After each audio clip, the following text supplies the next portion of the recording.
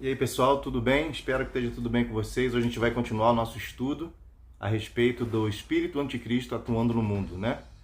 A quem os fins dos tempos é chegado, ou seja, nós, é a nossa geração. Na verdade, os fins dos tempos, um adendo aqui que eu gostaria de fazer, os fins dos tempos, ele é a partir da cruz. A partir do momento em que Jesus foi crucificado, que Jesus vem ao mundo, se faz carne e se manifesta ao mundo como Filho de Deus, ali começa os fins dos tempos. Então, o fim dos tempos, ele é a partir da cruz, né? Então, há 2000 anos nós estamos no fim dos dias, né? É assim que é contado o tempo nas Escrituras. Para Deus, um ano, um dia é como 1000 anos. E 1000 anos como um dia que passou.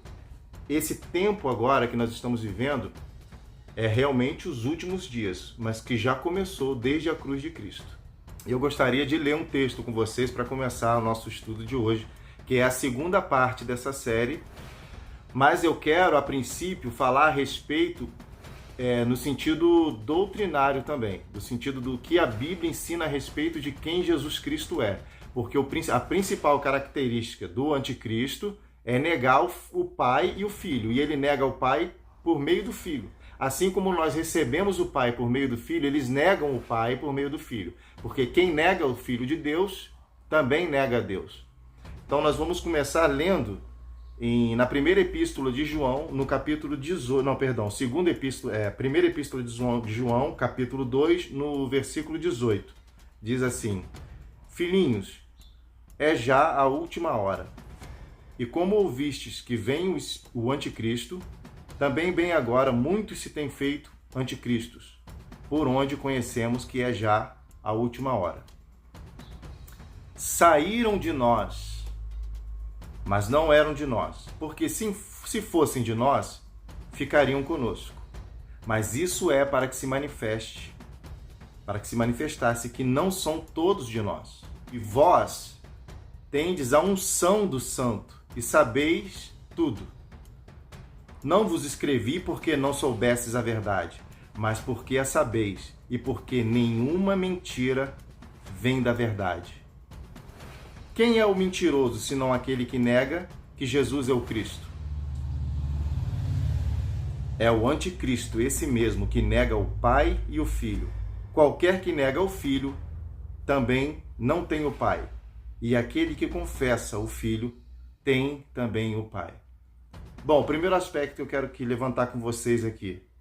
No versículo 19 diz assim: saíram de nós, mas não eram de nós. Porque se fossem de nós, ficariam conosco.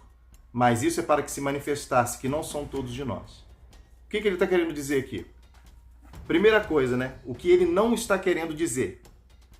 Porque esses saíram de nós não significa sair de uma denominação, de uma congregação ou de um ambiente de adoração, de uma comunidade, coisas do tipo, mas sim sair da doutrina dos apóstolos, daquilo que foi ensinado desde o princípio.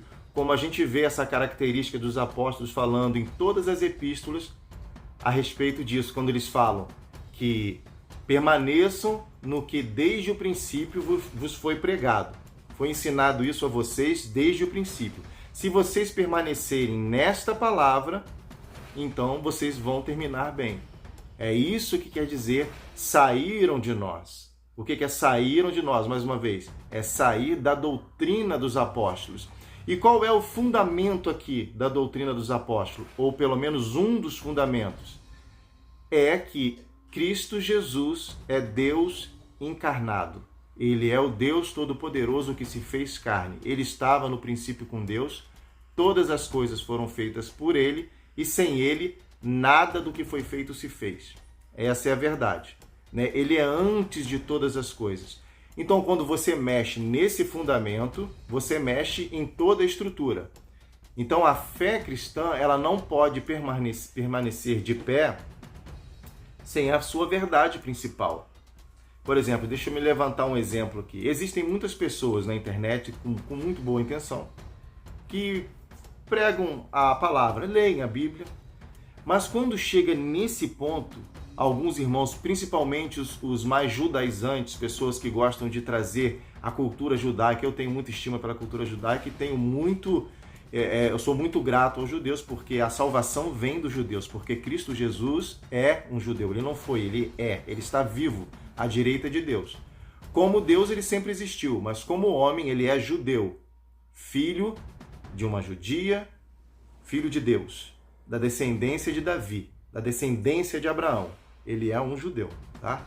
Então, Cristo Jesus, ele é antes de todas as coisas. Quando você mexe nisso, você mexe em toda a estrutura da palavra de Deus. Então, essas pessoas, o que elas fazem? Elas pregam tudo direitinho, mas quando chegam, né, no principal, é como querer construir um edifício sobre a areia, realmente, e não sobre a rocha. A rocha é Cristo Jesus.